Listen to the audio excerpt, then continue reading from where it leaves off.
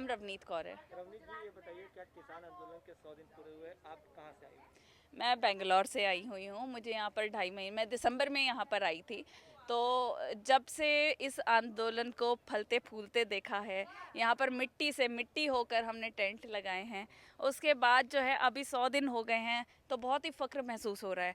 जब लोगों ने शक किया था, कुछ लोगों ने जो नहीं चाहते थे किसानों की मांगें क्या हैं, जो जानते भी नहीं के लोग कहाँ सफ़र कर रहे हैं, लड़ क्यों रहे हैं, जिन्होंने 5 मिनट नहीं निकाले कृषि कानून पढ़ने के लिए, जब उनको खुशी हुई कि ये आंदोलन उठने वाला है, हमने दिखा दिया ये आंदोलन यही रहेगा और कोई इसको उठा नहीं पाएगा। और 100 दिन पूरे हो गए, हमें बड़ी खुशी हो रही है। सरकार से कई दौर की वार्ता भी हुई, लेकिन कोई रास्ता नहीं निकला है। रास्ता निकलेगा, क्योंकि बातचीत ही है रास्ता। जो इसका उत्तर है उसका नाम बातचीत है, और बातचीत चलेगी। अभी देखते कैसे चलती है। आप लोग की तैयारी क्या है? मौसम भी बदल गया है। मौसम बदल गया है, आप देख सकते हैं, बड़ी धूप है। चेहरे पे वो सनबर्न हो गया है। और कभी हम धूप में निकले नहीं थे, अभी धूप में सारे चक्कर लगाने पड़ते हैं, यहाँ से वहाँ दिन में कम से कम 10 किलोमीटर चल लेते हैं। तो अभी ये है कि अपनी जो तिरपालें थी उनको हटा के अब जो पूले होते हैं, पूले लगाए जा रहे हैं। सारे जो अपने टेंट हैं उनको अपग्रेड किया जा रहा है। मच्छरदानियाँ लगाई जा रही हैं, खिड़की बनाई जा रही हैं। उसके बाद मटके आ गए हैं पानी वाले। उसके अलावा जो है अभी हम सोच रहे, जो लंगर थे जहाँ पर खाना ख़राब होने की संभावना बहुत ज़्यादा होती है, उनके लिए सबसे पहले फ्रिज मंगाए जाएँ। और उसके अलावा जो है हम पंखे की व्यवस्था कर रहे हैं। लोगों से बार बार आग्रह कर रहे हैं, प्लीज़ प्लीज़ प्लीज़, जो जितने लायक है, जो अगर एक पंखे की भी आप सेवा कर सकते हैं, प्लीज़ सेवा कीजिए। क्योंकि अगेन अब आपको दिख ही गया होगा, कोई फंडिंग वंडिंग नहीं हो रही है, ये आप ही लोग हैं जो सेवा कर रहे थे। कई बार सवाल ये उठा, किसान आंदोलन को बदनाम करने की भी कोशिश की गई। कोशिश करते रहेंगे, ये उनका काम है। आप कैसे दुनिया के सबसे बड़े आंदोलन को झुठला सकते हैं? ऐसे ही झुठला सकते हैं, अरे देखो उन्होंने क्या कर दिया, अरे ये क्या हो गया, ये तो बस सिख लोग हैं। जब उन्होंने देखा हमारे हिंदू भाई हमारे साथ यहाँ खड़े हैं, जब उन्होंने देखा हमारे मुसलमान भाई हमारे साथ खड़े हैं, अब नहीं वो चूक कर सकते, अब नहीं वो चूक कर सकते। गाजीपुर बॉर्डर पे देख लीजिए कितने का सिख है, सबसे ज़्यादा मेरे हिंदू भाई हैं यहाँ पर जो खड़े हैं। और सबसे खूबसूरत बात देखिए, यहाँ पर मैंने इतने भाई बनाए हैं, राखी नहीं थी मेरे पास, मेरे गले में मफलर था। और मेरे भाई ने मुझे बोला कि तू आज से मेरी बहन है। मैंने अपना मफलर उतार के उसकी कलाई पे बांधा, और वो फक्र से कहता है तू मरते दम तक आज के बाद मेरी बहन रहेगी। और कौन बोलता है हिंदू सिख? यही लोग हैं जो हिंदू सिख बनाते हैं, यही लोग हैं। ये आंदोलन चलेगा, ये चलता रहेगा, और ये हिंदू सिख से ऊपर बढ़कर हम भारत बनाएंगे। सरकार मानेगी? सरकार को किसने बनाया है? हम लोगों ने बनाया है। आपको ये देखना पड़ेगा, अगर हिंदू सिख ईसाई ये मुसलमान सारे इकट्ठे हो जाएं, हमें देखना है कि देश कहाँ बढ़ रहा है।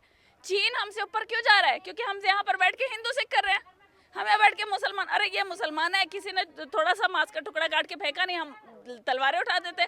हम सीसीटीवी कैमरा क्यों नहीं लगाते मंदिरों में, हम मस्जिदों में क्यों नहीं लगाते? वो एक बंदा पकड़ के उसको लटकाओ फांसी पे, जिसने काम किया।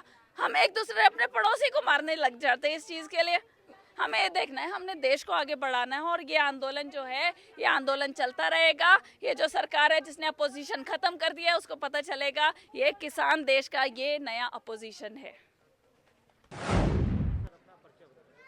मेरा परिचय में उत्तर प्रदेश का प्रदेश संगठन में उपाध्यक्ष हूँ। सर, ये बताइए कि किसान आंदोलन से आज 100 दिन पूरे हुए, क्या कहना चाहिए? देखिए, मैं ये कहूँगा इस बाबत, बहुत सारी बातें उठ रही हैं, लेकिन निचोड़ जो आता है वो निचोड़ यही है, सरकार हमारी है, सरकार को हमने चुना।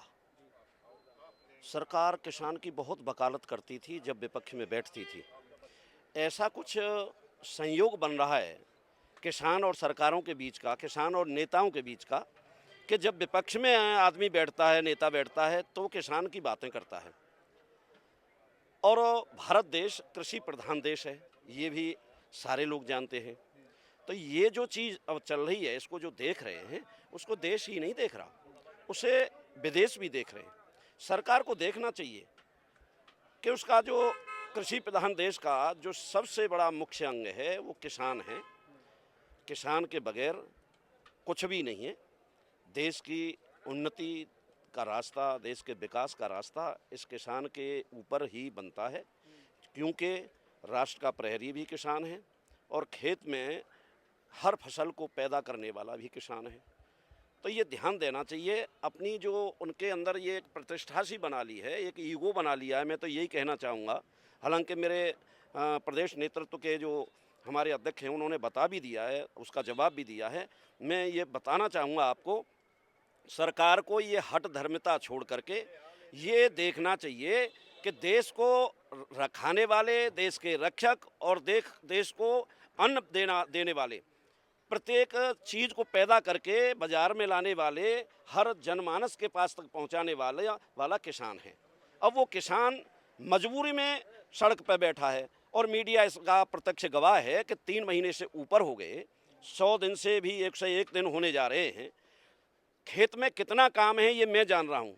आज भी लोग आए हैं, अपने खेत से काम छोड़ करके आए हैं, ज़रूरी काम छोड़ के आए हैं, लेकिन उसकी फिर मजबूरी है कि हम वहाँ पैदा कर रहे हैं, लेकिन उस पैदा का हमें सही लाभ नहीं मिलेगा, उसका सही मूल्य नहीं मिलेगा।